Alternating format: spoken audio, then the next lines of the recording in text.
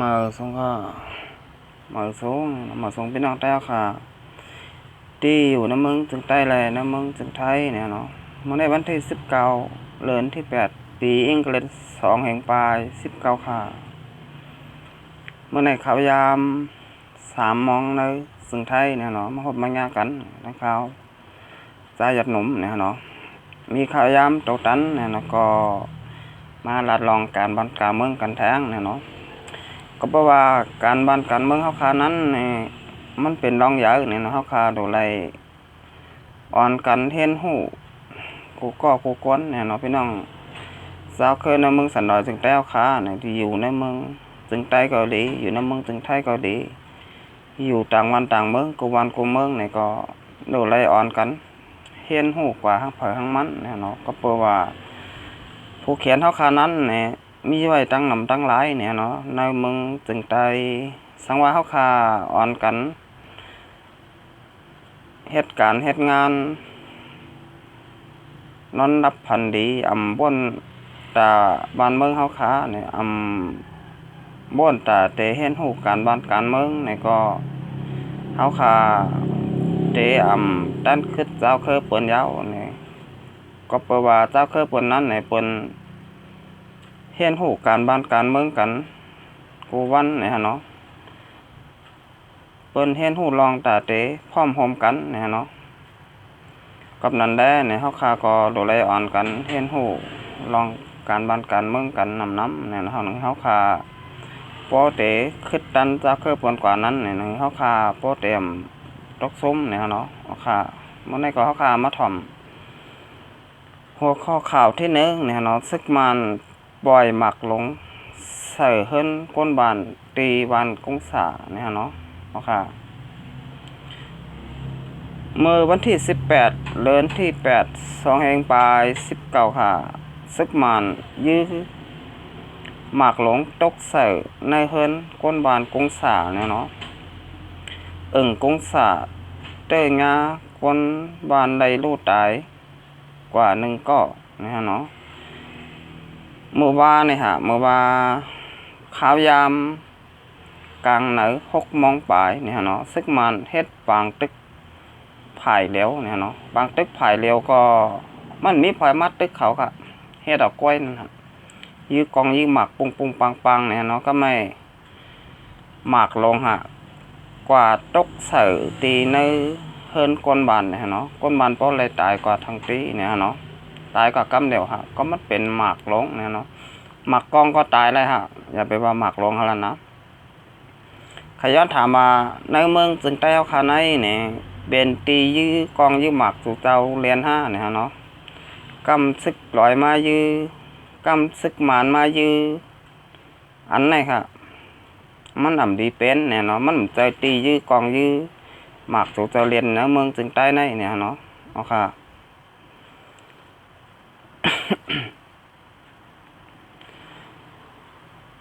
ตีซึกหมานมายื้อกองยื้อหมากเนี่ยค่ะ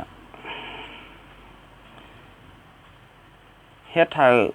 ปีน้องก้นบานก้นเมืองไล่ไปผัดยานเฮิรนเยฮัดอยู่ในวันในนาเนี่ยเนาะเฮ็ดให้พี่น้องวานกุ้งสาโหนากุ้งจงกองหงเจนไหนไล่อ่อนกันปลายมาซ่อนไว้ตีกองคำกุ้งสาเนี่ยเนาะอันเป็นปางหน้าน้ำพลอยหมักขี้หนูมังเจ้ก็ไล่กว่าซ่อนไว้เฮิรนตีเฮิรนนอกเนี่ยเนาะมังเจ้ก็ปลายกว่าซ่อนไว้ตีกองมันสู่นะฮะเนาะ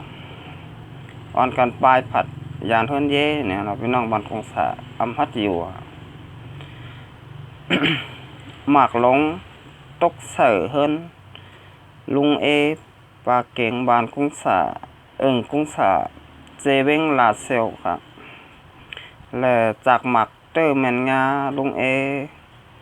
อายุ50 ปีปลายก็เป็นเจ้าโผปลาเก่งบานกุ้งสานั้นไล่ล่มตายกว่าทางตีไหนเย้าวานกุ้งสาในมีหลังเฮิรนปอง95 หลังมีก้นเฮิรนมีก้น อยู่427ก่อนะฮะเนาะมีหลังเฮิรน95หลังฮะมีคนอยู่404ปากนะฮะเนาะประกอบแต่ค่ะก็4ปาก27ก่อนะฮะเนาะ4ปาก27ก่อค่ะบ้านกงสา10 เซนนั่นนะเนาะยามหัวค่ำนั่นก็ตีเจเบ้งกดขายนั่นก็เสียงกองเสียงหมักแตกแทงหลาย2-3 ตีเนี่ยเนาะแทงหลายตีเนี่ยเนาะที่ในวันเจเบ้งกดขายเนี่ยเนาะบ้านเดียวกันก้อยเนี่ยเนาะตี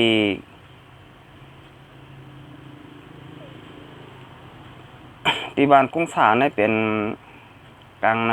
ในเจ้า6 โมงปลายเนี่ยเนาะซึกมานเขาเฮ็ดปังตึกไผ่แล้วฮะมีเผามายื้อมีเผามาเกาเฮ็ดปังตึกอยู่ก็ยื้อกองยื้อหมักเนี่ยเนาะหมักตกใส่ตีเฮิรนลุงปลาเก๋งเนี่ยเนาะ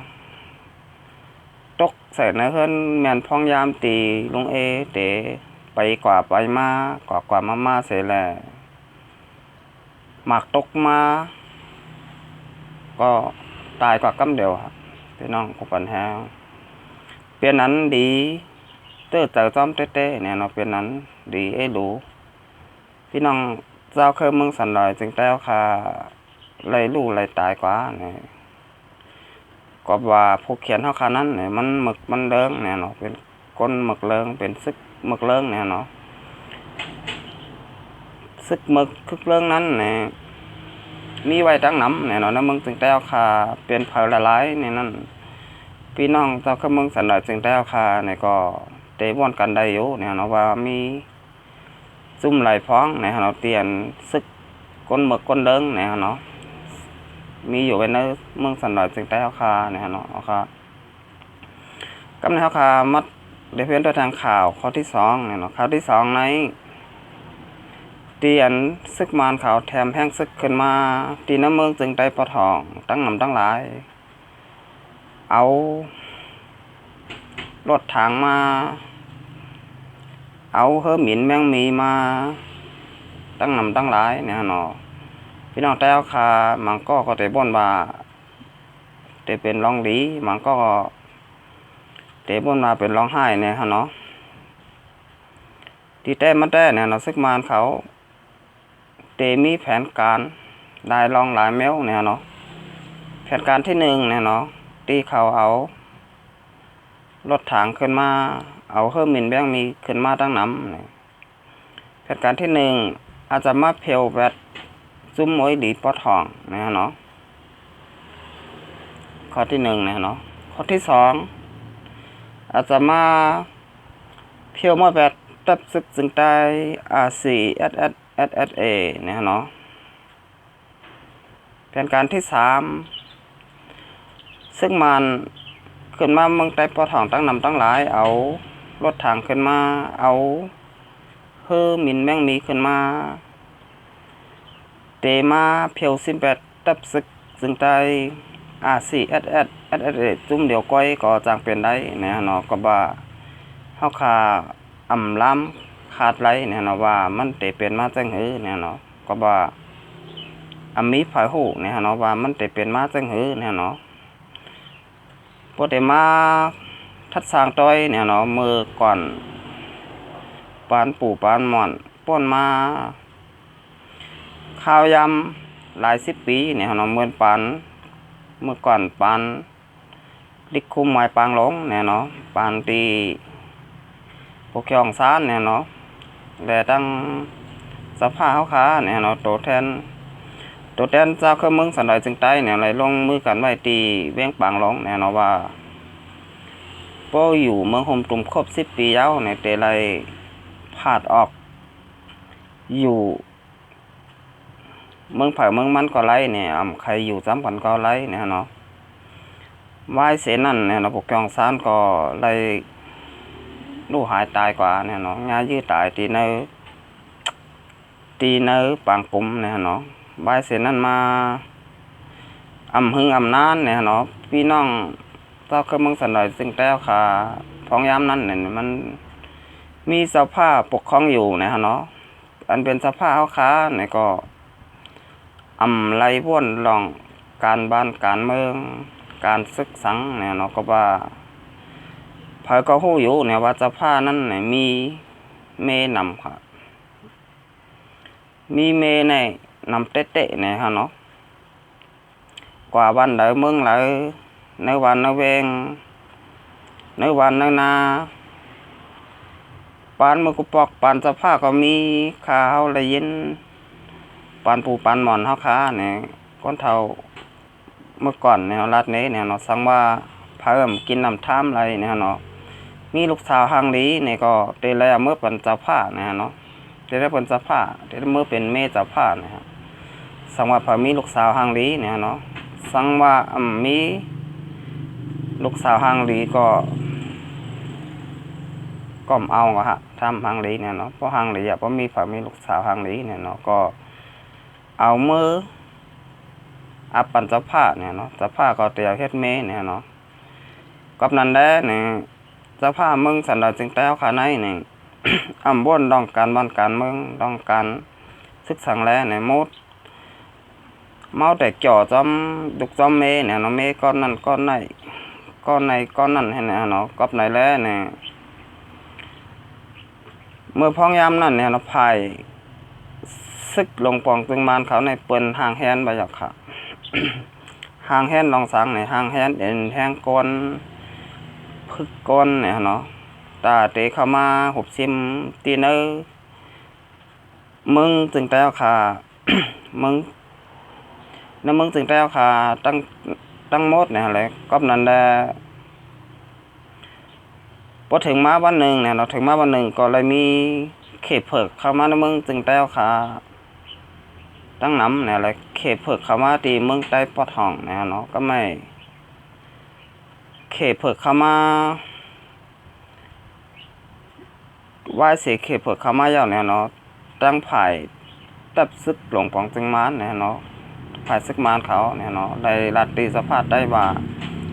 เตเอาเอ็นแห้งก้นตั้งนำตั้งหลายเสียแลมาลืบแปดเขตเผิกนะเฮ้ย ลำหรือเป็ดเขตเผิกให้ออกกว่าเนื้อแผ่นดินจึงได้เนี่ยเนาะสภาพก็ว่าเอามาแล้วพระสุจะมีก้อนก่อนเนี่ยเนาะเอามาหาซึกมานเขาเอาเอ็นแห้งซึกเข้ามาตั้งนำตั้งหลายเนี่ยเนาะกับสภาพคาหูตันลองการบ้านการเมืองการซึกลองเฮาคาหูตันเปิ้นเนี่ยแผนเปิ้นมีแผนการแต่เฮาคาบ่นว่าเปิ้นแต่มาลืบล้ำเขตเผิกออกกว่าเป็นในแผ่นดินจึงใต้เนี่ยเนาะกับนั้นแล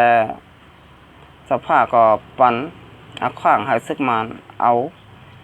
ซึกมาตั้งนำตั้งหลายแต่เตเข้ามาล่ำแบบเขตเผิกเนี่ยเนาะก็ไม่ตึกกับซึกมานเขาก็เอาเข้ามาตั้งนำตั้งหลายฮะเอาแถมแห้งซึกขึ้นมาตั้งนำตั้งหลาย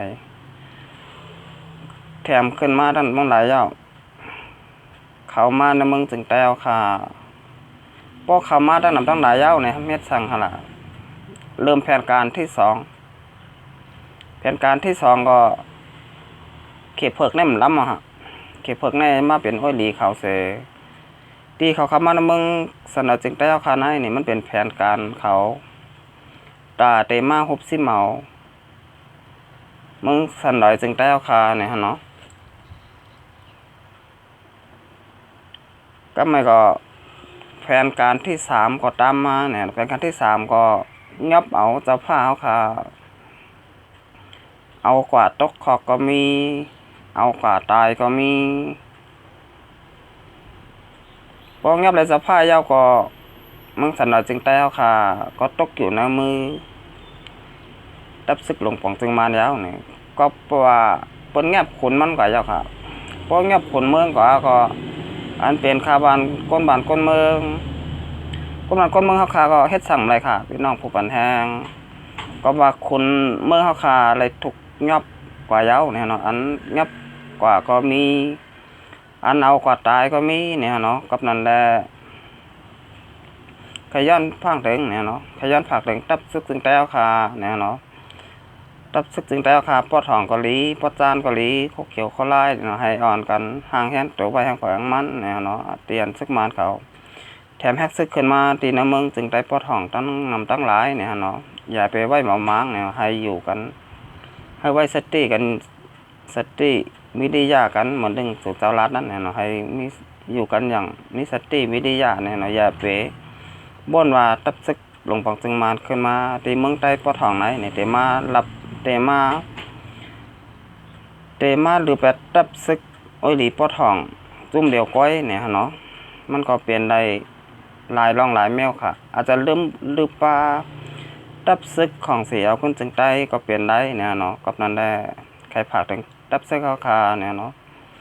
ให้ห่างแหนโตกันไว้ให้โตตั้นเนี่ยเนาะอย่าไปให้อะไรตกซุ่มหยานเปิ้นเนี่ยมันจึงปางลงปอกที่หนึ่งเนี่ยเขาคาใครมันเปลี่ยนมาทางปางลงปอกที่สองเนี่ยเนาะกับนั้นได้สังว่าเปลี่ยนมาปางลงปอกที่สองเนี่ยเขาคาเตอยู่หยับกินใจห้างผอยห้างมันเย้าเนี่ยเนาะกับนั้นได้ใครภาคถึงตับซึกจึงได้เอาคาเนี่ยที่อยู่มึงจึงได้ปอทองเกาหลีจึงได้ปอจันเขาคาเกาหลีเนี่ยนะให้อ่อนกันห่างแฮนโตพ่อไม่จุ่มเผยจุ่มมันเนี่ยเนาะเอาค่ะ